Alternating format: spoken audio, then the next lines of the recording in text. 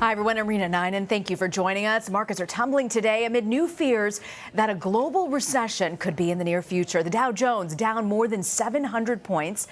The drop is due to warning signals from the international bond market. It also comes as U.S. mortgage debt reached a record high last quarter, exceeding the levels from the peak of the 2008 financial crisis. Well, this downturn comes as a market upswing happened yesterday after an apparent breakthrough in President Trump's trade war with China. The White House announced it would push back a 10% tariff on about $300 billion worth of Chinese goods back to December 15th. Well, those products, cell phones, laptops, video games, and some clothing will not be impacted yet. Well, some economists fear that those levies would cost American households an additional $270 a year.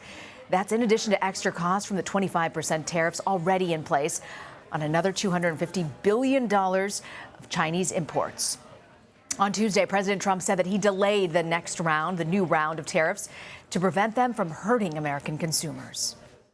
We're doing this for Christmas season, just in case some of the tariffs would have an impact on U.S. customers, which so far they've had virtually none. The only impact has been that we've collected almost $60 billion from China. Let's bring in Kevin Cirilli at the White House. He's chief Washington correspondent for Bloomberg. So, Kevin, connect the dots here. What's behind this big drop in the markets? Does it have anything to do with the tariff delay? Well, three things are behind it. Number one, this geeky economic indicator known as the inverted yield curve. Now, not to get too into the financial weeds here, but this has really been a large signal for investors about whether or not there is a looming economic recession. And the data, the economic data, suggests that most folks up on Wall Street are anticipating there, or at least are concerned about the potential for there to be a recession in the now short term. The second point, you mentioned tariffs. The business community has been warning about the impacts of a long-term battle with the U.S. China trade policies for quite some time now. The president earlier this week taking action to divide implementation of raising tariffs on $300 billion worth of Chinese goods. He cited the American consumer as a reason for that potential, for that delay rather. And the third and final point that I would argue is that when I talk to policymakers, when I interview folks up on Wall Street, Main Street, and yes, lawmakers in both parties, they want to know what the clear end goal is for the administration and how it negotiates its economic policies with the Chinese. Things on my radar: the Chinese are set to send a delegation here to the United States in Washington in mid-September. The president, for his part now, saying that tariffs are set to increase on about $150 billion worth of goods come September 1st. There's a China state-run Huawei deadline, August 19th. And oh yeah, December 15th, buckle up. That's when those other round of tariffs could kickstart and be raised against Chinese goods as well. You know, Kevin, I want to back up for a second. Can you sort of explain the U.S. mortgage debt that it's reaching these record highs? Is that causing a great deal of fear on Wall Street, and why? Yes, because in terms of how many policymakers viewed the 2008 economic recession, they viewed the mortgage lending industry as a potential, really as one of the causes of the 2008 crisis, amongst other reasons. So there's a lot of telltale signs in terms of how the mortgage debt has been allocated, in terms of how investors are purchasing or not purchasing that debt, as potential warning signs for where this is all going. The housing piece of this economic puzzle is the one piece that was not decided or acted upon following the 2008 financial crash. You have to remember, lawmakers passed Dodd-Frank, or the consumer protection legislation that bolstered Wall Street regulations, as well as requiring large financial institutions, Rena, to have safeguards in place to prevent against there to be another too big to fail type of situation. They did not pass any type of Fannie or Freddie reform, and that has been something that policy watchers for now a decade have warned about. So President Trump has touted the strong economy as the biggest reason to re-elect him. Given these recession fears, should the White House be worried? Well, you know, when I talk to sources at the White House and I talk to sources in the Treasury Department, they say that they're looking at economic indicators that suggest that the U.S. is in a long-term position to have continued economic growth. They point to a low unemployment rate. They point to manufacturing numbers. They point to construction and whatnot, and sustained wage increase. But if you look at things outside of the political vacuum. And as you know, Rena, there is a school of thought that would argue that regardless of who is in the White House, economic headwinds are global. And so if you look at sort of the long-term approach now, as there have been tensions with U.S. and China trade policies, and you look at the rise of populism, not just in the United States, but around the world, there's a debate now, an active debate as to where the future of the global economy is headed. Yeah, very concerning. And we haven't even gotten to Brexit and the European Union and the global implications of that as well. You know, I just heard that the president admitting that the tariff delay is really meant to avoid hurting holiday sales. But the White House has long said that consumers won't assume the cost of these tariffs. I mean, is it time to reassess that? Well, there have been Republicans that have been urging for lawmakers for President Trump, to reassess how he has been negotiating with tariffs.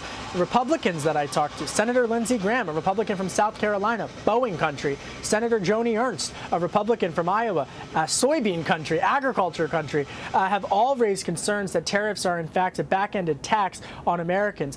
The president has said, hey, wait a minute, the U.S. policy has allowed China to take advantage of the U.S. worker, and they're in the middle of negotiations. It's a marathon, not a sprint, to be patient in terms of how this goes. But when you look at President Xi Jinping of China's perspective, Rena, he's essentially saying, hey, he's literally going to be president for the rest of his life in China. Yeah. He's looking at President Trump and saying, you might only have 2 years, you might only have 6 more years, but he's playing a long game.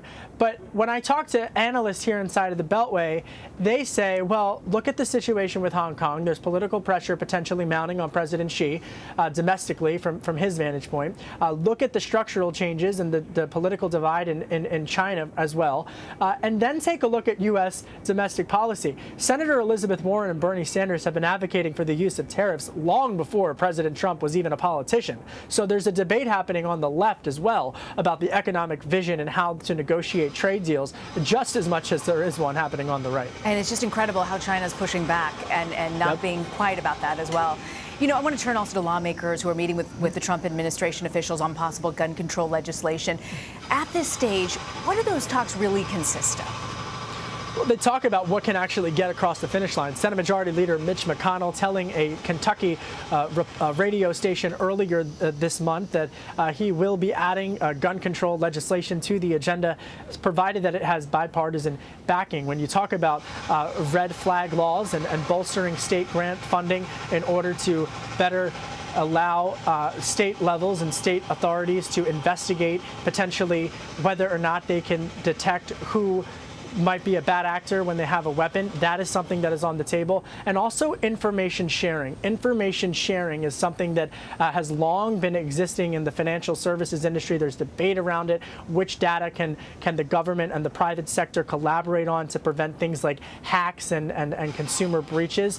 They're now using that same model and applying it to big tech companies. How can big tech, Facebook, Google, Amazon, as well as YouTube and Instagram, how can they all come to the table to work not just with the White House and federal law enforcement officials, but state levels as well, to be able to track, to share data about folks who are, posting threats or posting that they are going to cause harm to others? How can the public and the private sector work together to prevent that type of thing from happening? They were at the White House just last week, meeting with senior administration levels officials, and I would suggest that is very much at the forefront of a potential to get something done as well.